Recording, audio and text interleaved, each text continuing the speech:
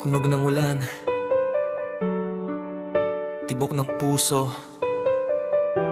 Mahal, kung alam mo lang kung paano nagsimula ang kwento ko.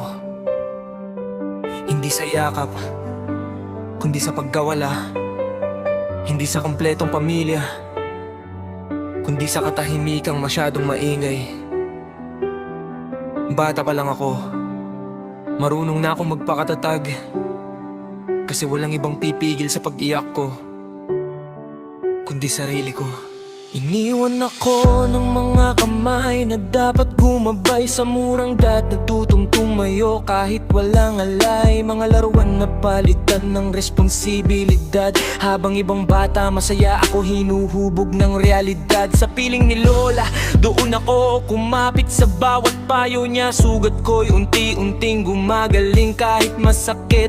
Walang yaman pero may pusong buo. Sa bawat haplos niya naramdaman ko may nagmamahal pa rin sa'kin ng totoo. Alas 2 ng umaga, gising sa dilim. Habang mundo tulog pa, ako nagsisimula pa lang sa laban ko rin. Igib ng tubig habang malamig ang hangin.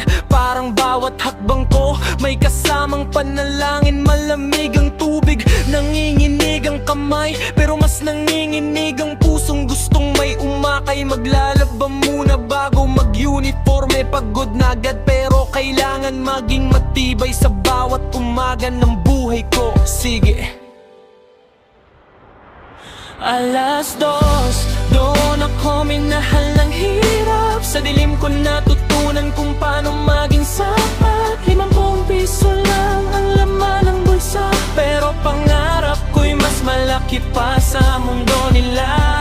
Kung iniwan man ako noong mundang mundo, hindi ibig sabihin hindi na ako mamahalin. Balang araw ng totoo. Pag-uwi ng bahay, trabaho na naman, walis, hugas, luto.